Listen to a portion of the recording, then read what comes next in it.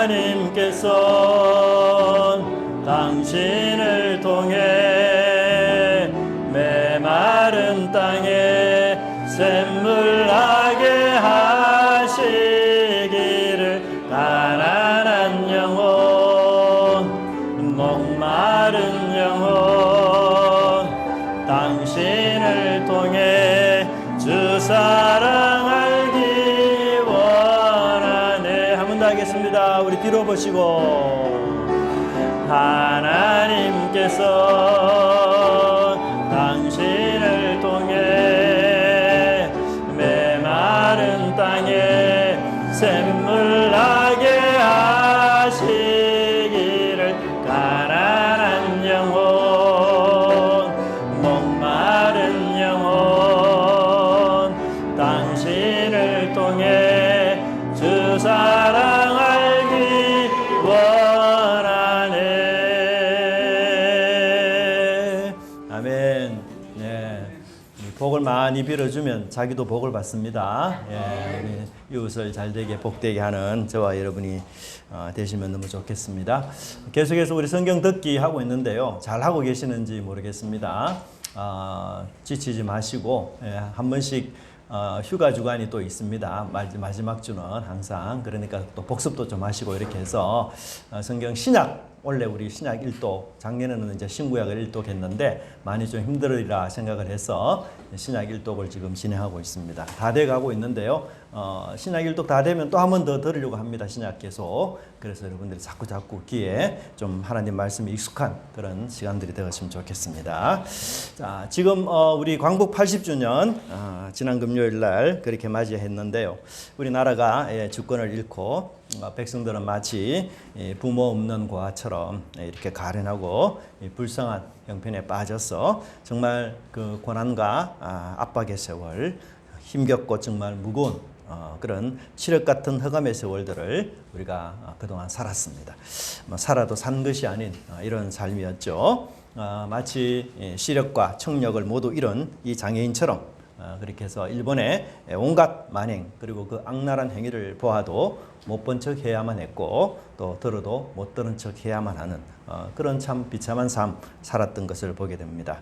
그 일본의 악랄한 통치 속에서 우리가 자유를 잃고 정말 내 몸이지만 내 마음대로 살 수 없고 내 가족 내 재산도 제대로 지킬 형편이 어려운 그런 상황이었고 이름조차도 정말 낯선 언어로 이렇게 불려져야 했던 그런 수치스러운 시간들이었습니다. 이러한 나라의 독립을 위해서 얼마나 많은 사람들이 자신의 목숨뿐만 아니라 가족의 목숨까지 그렇게 바치면서 살아왔는지 우리가 좀 돌이켜보는 시간들이 필요한 것 같습니다. 우리 삼천리 반도에는 자주독립과 민주주의를 꽃피우기 위해서 수많은 이들이 흘린 피 그리고 그들의 땀 흔적이 여기저기 남아 있음을 우리는 깨닫게 되는데요. 오늘 우리 교회에 오실 때에도 우리는 그런 땅의 흔적들을 밟고 교회로 온 것이 아닌가 그런 생각이 듭니다. 우리가 한국 땅에 태어나 한국 사람으로 살아가는 우리들은 이 자유 독립을 위해 싸운 이들의 빛을 지고 살아가고 있다라는 사실을 우리는 한시도 잊지 말아야 할 것입니다. 그들로부터 자유 독립의 빛을 졌고 민주주의의 빛을 졌고 주권 회복의 빛을 진 우리들입니다. 또한 그들의 목숨값 그리고 피의 값으로 얻은 자유와 해방을 우리 미련한 후손들인 우리가 지금 여기서 이렇게 누리고 있는 것을 보게 됩니다. 저는 그 독립운동을 하신 분들을 보면 참 부끄럽고 죄송하다는 생각이 듭니다. 제가 만일 그 당시 태어났다면 그들처럼 자유와 독립을 위해서 피 흘리는 것을 마다하지 않고 그렇게 싸웠을까? 사랑하는 가족들을 외면하고 오직 나라의 독립을 위해서 이 불철주야 그렇게 뛸 수 있었을까? 내 가족의 안위와 행복보다도 공동체 전체의 안전과 행복을 위해서 자유대난을 위하여 또 희생의 결심, 그 위대한 결심을 과연 내가 할 수 있었을까라고 돌이켜보게 됩니다. 최근에 우리나라의 모습을 보면 아직도 일본 제국주의를 선호하는 이들이 있음을 보고 참 마음이 괴롭고 일본의 압제가 마치 대한민국의 경제발전에 밑거름이 된 것처럼 이렇게 긍정적으로 보는 이들도 있다는 사실이 참으로 우리의 마음을 아프게 합니다. 나라와 민족을 배신하고 일본 제국주의의 빌부터 부역하면서 부를 축적하고 출세한 이들이 지금도 다양한 계층에서 지도자로 있음을 우리가 참 가슴 아픈 일이 아닐 수가 없다 하는 생각이 듭니다. 오늘은 독립운동가 중 한 사람을 간단하게나마 여러분에게 소개하고자 하는데요. 바로 이분입니다. 이분은 홍범도 장군입니다. 1868년 8월 27일 날 평안도 용강에서 태어나셨는데요. 가난한 농민의 아들로 태어났습니다. 어린 나이에 부모를 여유했고 생계를 위해서 머슴살이를 하는 아주 비참하고 초라한 삶을 살았고, 젊은 시절에는 이제 포수 사냥꾼으로 활동을 하면서 아마도 그 사격 실력을 쌓게 되었는데, 그것이 훗날 독립군 활동을 하는데 큰 유익이 되었다라고 그렇게 기록하기도 합니다. 1910년 한일 합방이 된 이후에 이분은 국외에서 독립운동을 지속적으로 해왔는데요. 여러분 혹시 영화 봉오동 전투 보셨죠? 봉오동 전투. 그 봉오동 전투에 나오는 이 주인공이 바로 홍범도 장군입니다.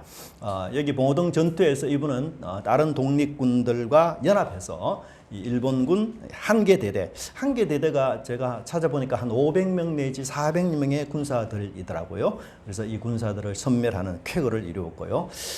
이 승리는 당시 독립군이 뭐 일본과 싸우지만 계속해서 패배하고 이길 수가 없죠. 그 뭐 훈련된 사람들이고 얼마나 좋은 무기들을 가졌습니까? 그런데 이 봉오동 전투에서 첫 승리를 했다고 해요. 그렇게 해서 그 소식을 들은 우리 국민들이 굉장히 사기가 크게 진작이 되는 이런 일이 있었다고 합니다.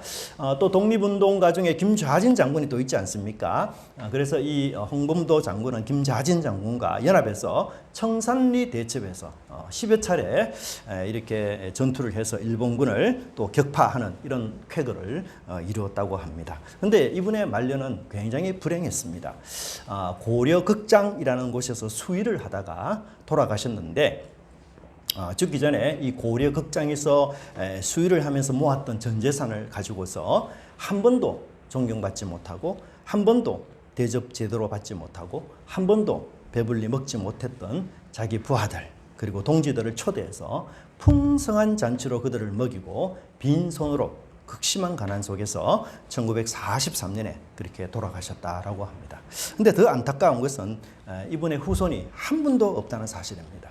이 부인은 일본군에게 아주 심한 고문을 받다가 돌아가셨고, 이 큰 아들 이 홍양순이 있는데 이 친구가 16세의 나이로 이 일본군과 싸우다가 교전 중에 전사하고 말았습니다. 그리고 그 동생 홍영환이 있는데요. 이 친구는 나이가 12살이었는데 아버지를 따라서 만주 벌판에서 싸우다가 병이 들었는데 약 한 첩 구하지 못하고 길에서 그만 죽고 말았다. 그렇게 이야기하고 있습니다. 참 자신과 가족 모두가 독립을 위해서 불살은 정말 인생이었고, 연탄재처럼 남김없이 타고 하얗게 타기까지 또 타서 이 세상에 후손 하나 남기지 못하고 돌아가셨지만 자유 독립을 위해서 얼마나 애쓴 분인지 우리는 보고 참 마음에 울림이 있지 않나 그 생각이 듭니다. 우리 그리스도인들은 애국자여야 합니다. 하나님께서 우리를 이 한국에, 대한민국 땅에, 그리고 한 가문에 태어나게 하셨으니 내가 태어난 나의 나라와 또 나의 가문을 우리가 소중히 여기고 사랑하는 그런 사람들이 우리가 되어야 될 것입니다.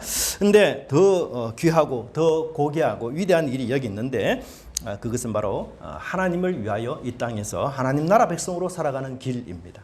독립군처럼 하나님 나라를 위하여 헌신하고 이 죄와 타협하지 않고 진리를 위해서 자신의 목숨까지 기꺼이 바친, 마치 여기 홍범도 장군처럼과 유사한 세례 요한이 바로 그 길을 걸어갔음을 또한 우리에게 말해주고 있습니다.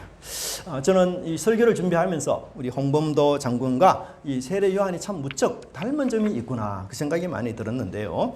두 분 모두 닮은 점이 뭘까요? 후손이 없어요. 후손이. 세례 요한도 후손이 없고 홍범도 장군도 물론 후손이 있었지만 돌아가셨으니, 또 한 분은 나라의 유공자로 또 한 분은 하나님 나라의 위대한 자로 예수님이 이렇게 기꺼이 칭찬하면서 우리에게 소개해 준 것을 보게 됩니다. 우리가 읽었던 28절에 보면 이 세례 요한을 여자가 낳은 자 중에 요한보다 더 큰 자가 없다. 그래서 가장 크고 위대한 자다 이렇게 설명을 하고 있습니다. 정말 이 두 분은 훌륭하고 남다른 삶을 살았던 분들이고 정말 많은 사람들이 잊지 않고 기억해야 되는 이런 사람들 아닙니까? 이분들을 보면 우리가 고개가 절로 숙여집니다. 이분들을 보면서 야, 이분들 참 멋지게 살았으니 잘 살아야 하고 잘 되어야 하고 후손들도 많아서 다복하게 그렇게 살아야 되지 않느냐 이 생각이 들지만 우리의 예상과 또 우리의 소원과는 달리 정말 가난한 삶에다가 후손도 없이 그렇게 죽고 말았고 세례 요한은 심지어 목이 잘린 채 죽는 그런 끔찍한 일을 당하고 말았습니다. 저는 이것을 보면서 참으로 위대한 의인들은 비운의 시대, 타락한 시대, 나라의 주권을 잃은 이런 시대, 진리가 뒤틀리고 선과 악이 뒤바뀌는 이런 시대 속에서 자신을 숨기지 않았다는 것입니다. 그 문제 앞에서 자신이 도피하거나 도망하거나 이런 세월이니 그냥 포기하고 사는 것이 아니라 자신의 목숨의 위험을 감내하면서까지 불의 앞에서 또 비진리 앞에서 하나님이 아닌 우상과 세속 앞에서 정말 당당하게 말씀을 부여잡고 살아가는 그런 위대한 의인들이었다는 사실을 새삼 깨닫게 됩니다. 저는 우리 성도들도 이러한 의로 충만하시기를 간절히 바랍니다. 부패한 나 자신, 이기적인 나 자신이 아니라 예수님으로 충만한 저와 여러분 되길 바랍니다. 이런 찬양이 있죠. 예수로 충만하면 무명이어도 공하지 않고 예수 안에서 만족하며 감사할 수 있다. 가난해도 부족하지 않고 예수 안에서 부유하기 때문에 우리는 예수님으로 충만한 삶을 살아가야 됩니다. 고난을 당해도 실패를 해도 예수님이 인도하시면 예수님 안에 있으면 예수님으로 충만하면 우리는 얼마든지 승리하는 인생이 될 수 있다. 이렇게 이야기를 하고 있습니다. 세례 요한은 헤롯의 권력을 전혀 두려워하지 않는 하나님의 사람이었던 것이었어요. 어떻게 그런 두려움이 없었을까요? 바로 예수님의 의로 그가 충만했기 때문이었습니다. 그래서 예수님은 이 세례 요한을 위대한 자로 인정하시고 칭찬하셨는데 저와 여러분들도 이 주님 앞에서 정말 인정받고 칭찬받는 그런 귀한 우리 믿음의 식구들, 가족들 되었으면 좋겠습니다. 요한은 어떤 사람인지 오늘 한 가지를 한번 살펴본다면 의를 위하여 핍박을 받은 자로 성경은 설명하고 있습니다. 우리가 지난번까지 사실 누가복음 7장 앞서서까지 우리가 함께 배웠는데요. 이 예수님은 그동안 가버나움에서 백부장이 살아가는 종을 이제 원격으로 이렇게 치유하시고 나인성으로 들어가시면서 이 장내의 무리를 만났는데 안타깝게도 그 장내는 과부의 독자가 죽은 이런 상황이었어요. 근데 예수님은 죽음으로부터 부정해진 이 관에 친히 손을 대시고 청년을 소생시켜 주시는 그런 놀라운 활약과 그런 활동 사역을 예수님이 하고 계셨어요.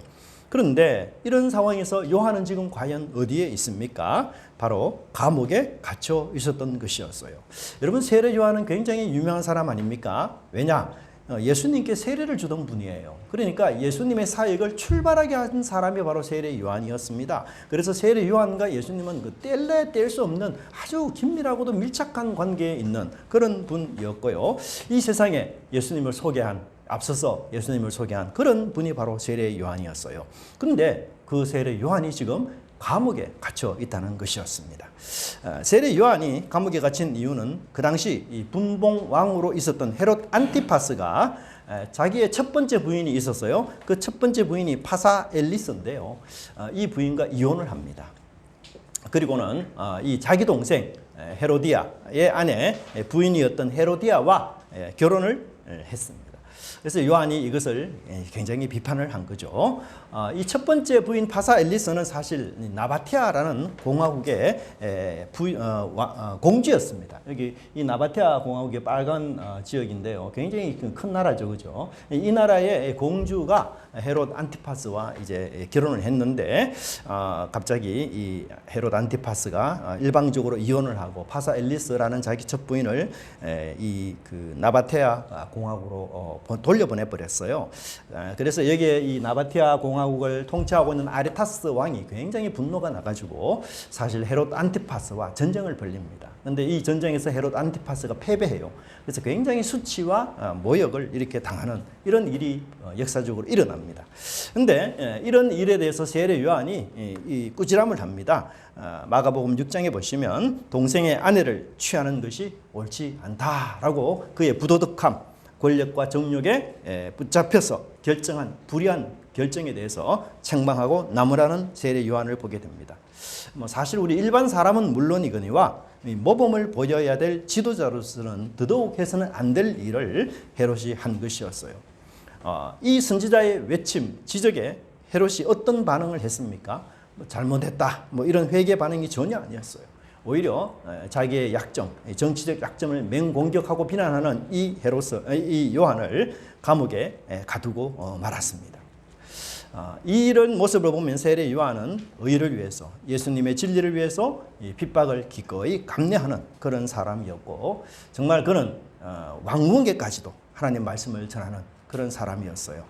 하나님 말씀을 전하고 의를 전파하는 데 있어서 예외 구역, 제한 구역, 금지 구역, 성역, 이건 있을 수가 없었던 것입니다. 근데 여러분, 세례 요한만 그 당시 지도자였을까요? 종교 지도자? 그렇지 않죠. 수많은 종교 지도자들이 그동안 그 당시에 굉장히 많았습니다. 대제사장들도 있었고, 그리고 제사장도 있었으며, 또 서기관과 장로들, 이 사내들인 공의회 의원들, 종교계의 거물급들, 수많은 지도자들이 있었어요. 근데 그들 모두는 적어도 세례 요한보다도 더 막강한 권력을 가진 자들이었고, 정말 실세들 아니었습니까? 그런데도 어떤 누구도 이 헤롯의 부도덕한 삶에 대해서 누구도 언급하지 않고 책망하지 않고 나무라지 않았습니다. 모두가 이 헤롯 앞에서 웃으면서 칭찬하고 헤롯의 일에 박수 쳐주고 헤롯의 결점, 약점, 그 진실을 말했다가는 자신의 정치 줄이 끊기는 것을 그들은 충분히 인지하고 있었기 때문에 이 종교 지도자들의 이 목숨 줄을 쥐고 있는 이 헤롯 앞에서는 마치 이 고양이 앞에 쥐 마냥 고분고분하면서 아부하고 충성했던 이런 종교 지도자들이었습니다. 이 종교 지도자들은 앞다투어서 헤롯에게 과잉 충성을 하면서 축복의 말씀으로 하나님의 복을 빌어주는 그런 어용 제사장들, 지도자들이었던 것이었어요. 하지만 요한은 그들과 달랐습니다. 그는 권력과 힘을 전혀 가지지 못한 아주 평범한 소시민에 불과한 사람이었고, 광야의 사람이었으며 직책 하나 없는 그런 사람이었고, 또 늙은 제사장 사가랴가 노년에 낳은 그런 아들이었지만 그는 말씀에 붙잡힌 자였고 예수님의 의에 충만한 자였기 때문에 그의 말씀으로 통해서 헤롯의 잘못된 점을 지적하는 그런 믿음의 사람의 행보를 보였던 것을 보게 됩니다. 여러분, 헤롯이 이렇게까지 용감하게 힘있게 불의에 대해서 저항하고 하나님의 말씀을 그 삶 속에 녹아내릴 수 있었던 가장 중요한 이유는 바로 그가 참빛이신 예수님을 목격하고 그 위대함을 보았기 때문이었어요. 그래서 이 참빛이신 예수님을 보고 그의 영적인 눈이 개안이 되었던 것입니다. 1장 8절에 보면 요한은 이 빛에 대하여 증거하러 온 자라, 하나님께로부터 보냄받은 사람이 났으니 이름이 요한이다, 그렇게 말해요. 요한은 영적으로 눈이 열린 사람이었어요. 그래서 남들이 보지 못했던 그 예수님의 빛을 보게 되었고, 남들이 보지 못했던 독생자의 그 위대한 영광을 그가 보게 되었고, 예수님 안에서 은혜와 진리가 가득하고 충만하다는 사실을 그는 눈으로 보았기 때문에 그 본 것을 증거하는 그런 사람이었던 것을 보게 됩니다. 이처럼 위대하고 거룩하고 영광스러운 것을 본 사람들은 그것이 자기의 꿈이 되고 그것이 자기의 비전이 되고 그것이 자기의 목표가 되는 것을 우리는 알 수가 있습니다. 여러분, 사람들은요, 좋은 것을 체험하면 그 좋은 것을 잊지 못해요. 그렇죠? 그 좋은 것을 늘 찾습니다. 제가 화장품을 예로 한번 들어보겠습니다. 좋은 화장품 써보면, 그죠? 이게 표가 탁 나잖아요. 그렇지 않습니까? 저는 잘 모르겠습니다만, 뭐 하는 말에 보면 저녁까지 피부가 탱탱하니 촉촉하니 이렇게 이야기하고, 정말 주변에 보는 사람이 다르잖아요. 아유, 너 얼굴이 너무너무 빛난다. 너 얼굴 달라진 것 같아. 광채가 난다. 야, 냄새가 너무 좋구나. 뭐 이런 막 그 칭찬이 있지 않습니까? 그래서 그 좋은 것을 내가 이렇게 경험하게 되면 여러분, 다른 것에 더 이상 찾지 않아요. 눈에 들어오지도 않습니다. 그것만 찾고, 그래서 좋은 화장품의 사은품은 내가 사용할지언정 좋지 않는 화장품은 사용하지 않아요. 그렇죠? 예, 그만큼 이 좋은 것 한번 경험한 게 되면 우리가 그것을 잊지 못하고 찾게 되는 거예요. 뭐 디지털 카메라도 마찬가지입니다. 좋은 카메라 한 개 구입하면 싸구려 10개 구입한 것보다 훨씬 낫습니다. 예, 요한도 여러분 너무 귀하고 너무 좋은 것을 발견하고 그것을 알았던 사람이었어요. 이렇게나 좋은 예수님, 이렇게나 위대한 예수님, 내가 그분을 만나다니. 그분으로 인하여 내가 죄인이었던 내가 의인이 되고 그분 때문에 욕심과 탐욕에 사로잡힌 내 인생이 이제는 하나님을 사랑하고 이제는 이웃을 사랑하는 사람이 되었구나. 정말 내 인생에서 천지개벽할 일이 일어났구나. 할렐루야. 예. 그러니 그 예수님을 위해서, 진리를 위해서, 의를 위해서 살지 않겠습니까? 세상에서 가장 영광스러운 것도, 세상에 가장 위대한 것을 그가 경험했어도 자기 눈에 들어오지 않아요. 재산도 목숨도 영예도 자기 눈에 들어오지 않습니다. 왜요? 천국을 경험하고 천국의 사람이 되었기 때문에 이 세상에 그 어떤 것이 그에게 매력을 주겠습니까?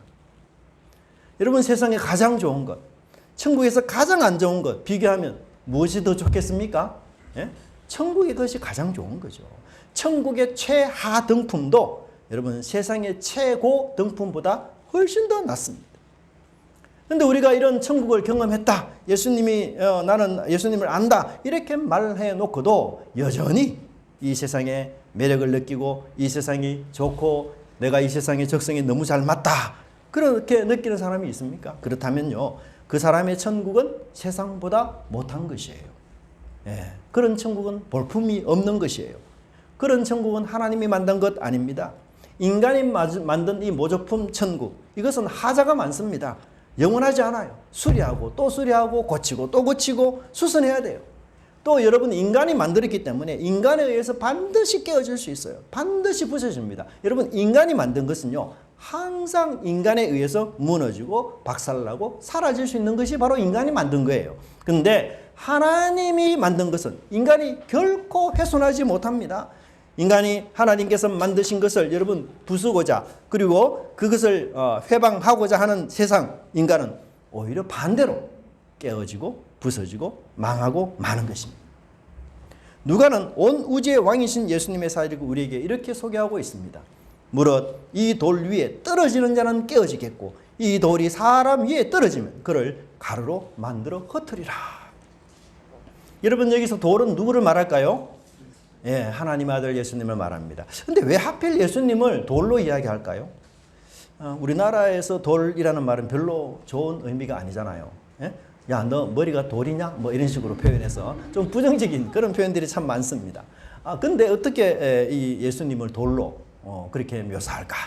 이 히브리에서 아들이라는 말과 돌이라는 말은 굉장히 유사한 단어예요. 예. 여러분, 벤허라는 혹시 영화 보셨어요? 예, 이 옛날에 아주 오래된 영화인데 이 벤허라는 뜻이요, 이 허시 가문의 아들이라는 뜻이에요. 벤이라는 말이 아들이라는 뜻입니다. 예. 그리고 여러분, 혹시 에벤에셀이라는 말 들어보셨습니까? 에벤 뭡니까? 돌이라는 뜻이에요. 돌. 그리고 에셀은 도움. 그래서 도움의 돌이라는 뜻입니다. 그러니까 아들이라는 말은 벤, 돌이라는 말은 에벤. 그러니까 뭐 한자만 다른 거죠. 그러니까 굉장히 유사한 표현들이에요. 그래서 성경에서는 이 아들을 뭘로 비유합니까? 돌로 그렇게 비유하는 거예요. 근데 이 돌은요, 세상에서 가장 강한 돌입니다. 아주 막강한 돌이에요. 철강석보다도 더 강하고 다이아몬드보다도 더 강한 돌. 뭐 이 세상에서 강하다고 자부하는 모든 것을 부수는 돌. 그런 돌이 바로 예수님이에요. 근데 이 무적의 돌의 개념이 도대체 어디에서 나왔을까요? 어디에서 이런 얘기를 할까요? 바로 다니엘서에서 그 얘기가 나와요. 다니엘서 보시면 바로 우상을 친 돌은 태산을 이루어서 온 세상에 가득하였나이다. 그렇게 말하고 있습니다. 여러분, 이 세상을 대표하는 힘이 우상이고 제국이에요. 권력과 힘입니다. 다니엘 당시 세상을 지배했던 나라는 어떤 나라입니까? 바벨론 제국이었습니다. 그러나 하나님을 대표하는 힘은 뭡니까? 돌입니다. 하나님의 아들입니다. 그분의 입에서 선포되는 복음입니다. 예, 그 돌이 바로 우상을 가루로 만들어 버릴 것이다. 하나님 그렇게 이야기합니다. 여러분, 바벨론 제국은 인간이 만든 가장 강력한 제국이라고 그렇게 자랑하고 그렇게 의지하는 그런 제국이었어요. 인간의 감탄을 불러일으키는 그런 제국이 바로 바벨론 제국이었습니다. 그러나 돌 하나에 의해서 산상조각이 나고 복음에 의해서 하나님의 아들에 의해서 산상조각이 난다는 것이 이 다니엘서에서 이야기였어요. 요한은 이 놀랍고도 위대한 복음, 온 세상을 부수는 복음을 가진 것입니다. 여러분, 복음은 결국 온 세상을 지배하고 통치하고 다스릴 것입니다. 예수님이 중심이 되고 하나님이 중심이 되며 하나님이 임재하시는 이 교회가 온 세상의 중심이 되는 그날이 반드시 올 것이라는 믿음을 요한은 가졌던 것입니다. 그런 확신과 그런 믿음이 있었기에 요한은 헤롯의 안티파스의 권력도 돌에 의해서 복음에 의해서 그 산산조각이 날 것이고 무너질 것임을 굳게 그렇게 믿었기 때문에 그는 그 헤롯의 불의와 부도덕을 날카롭게 비판하고 책망했던 것을 보게 됩니다. 여러분, 요한은 빛을 본 자랍니다. 빛을 본 사람은요, 영원히 끄지지 않는 빛이 자기 마음속에 있어요. 감출 수도 숨길 수도 없는 빛이 그 속에 있습니다. 근데 그 빛이 어둠을 만나게 되면 반드시 빛나고 비치게 마련입니다. 헤롯의 어두움, 헤롯의 흑암을 요한이 보았을 때 요한 속에 있는 이 빛은 찬란하게 비치고 힘차게 역사하기 시작했습니다. 그래서 그 요한의 입에서 빛 대신 예수님의 말씀의 빛이 바로 비추기 시작했던 것이었습니다. 여러분, 세례 요한 당시 거의 많은 사람들이 권력과 힘에 아부하면서 살았습니다. 종교 지도자들조차도 흑암의 길에서 걷던 시대였습니다. 권력에 의해서 진실은 묻히고 힘으로 도덕을 찍어 누르는 시대 속에서 요한은 그런 시대의 흐름을 거슬러 빛을 증거하고 빛된 사람으로 살아갔던 것을 보게 됩니다. 하나님은 당시 빛의 증거자로 수많은 종교 지도자들을 세웠습니다. 하지만 그들은 어두움을 지지하고 그 종되기를 기꺼이 자처했습니다. 그러므로 인해서 자기 속에 있는 이 빛이 가짜고 그리고 자기가 말한 하나님과 천국은 이 헤롯의 권력보다도 훨씬 못하다라는 것을 스스로 인정하고 말았습니다. 여러분, 하나님은 온 세상 만물의 주인이십니다. 세상 모든 사람들은 하나님의 통치와 다스림을 받아야 합니다. 하나님의 주권이 미치지 않는 정권, 미치지 않는 주권들이 없습니다. 모든 주권은 하나님의 손에서 나오는 것입니다. 그러나 자기 왕국을 건설하는 자들은 그것에 안주하려 하고 자신의 욕심과 탐욕으로 통치하려고 합니다. 하나님은 자신의 권력과 힘으로 말씀을 찍어 누르고 말씀에 마스크를 씌워서 말하지 못하게 하고 죄를 감추며 또한 탐욕을 자기 희생으로 덮으려 하는 자들에게 하나님은 요한과 같은 빛을 비추어서 이 세상을 환하게 만드시라라고 우리에게 이야기를 하고 있습니다. 여러분, 의를 무시하는 세상, 의를 감옥에 가두는 세상은 정말 불의가 충만한 세상입니다. 그런데 이런 세상 속에서 요한은 빛을 가진 사람으로 살았습니다. 그 천국의 실체를 믿는 자로 살았습니다. 모든 세상이 바로 이 하나님의 진리 앞에서 하나님의 아들 앞에서 무릎을 꿇는 그날이 반드시 있을 것이라는 믿음으로 그는 살았습니다. 여러분, 우리도 세례 요한의 뒤를 따라야 할 것입니다. 우리도 하나님 나라의 독립운동가들이 다 되어야 합니다. 의가 활개치고 공의가 하수처럼 흘러 넘쳐서 곳곳에 하나님의 통치로 인하여 구원과 샬롬을 누리는 그런 은혜가 있도록 우리는 기도하고 힘쓰고 애써야 할 것입니다. 비록 우리가 가진 것이 없고 비록 우리가 힘과 권력이 없다 할지라도 우리 속에 있는 이 빛된 하나님의 능력 그리고 예수님의 그 능력을 믿고 우리가 하나님이 살아계심을 확신하고 그 돌이 모든 제국을 넘어뜨린다는 사실을 확신하고 우리가 이 믿음을 가지고 진실과 정결의 마음으로 살아가야 될 것입니다. 여러분, 권력과 힘을 가진 자들 앞에서 그들의 불법을 모른 체 하면서 아부하는 의용 신자가 아니라 어떤 조건과 환경 속에서도 우리가 하나님 바른 말씀을 우리 마음속에 간직하고 그 말씀을 가르치는 그런 말씀의 사람, 예수 그리스도로 충만한 그런 사람들이 되는 은혜가 있기를 간절히 바랍니다. 여러분, 내 속에는 헤롯과 같은 이 완악한 심령이 없는지를 살펴보십시다. 탐욕에 빠지게 되면 우리는 진리의 말씀, 진리를 참된 말씀을 거부하게 되어 있습니다. 다시 우리 마음을 다듬어서 말씀만 높이고 하나님 말씀 앞에 무릎을 꿇는 그런 은혜가 있기를 바랍니다. 내 삶이 진리와 말씀으로 가득 찬 향내 나은 인생, 그런 인생 되기 바랍니다. 예수님의 영광스러운 빛이 내 인생에 가득 차서 빛나는 인생으로 살아가는 저와 여러분의 아름다운 삶이 되기를 간절히 바랍니다. 기도하겠습니다. 사랑의 하나님 아버지, 감사합니다.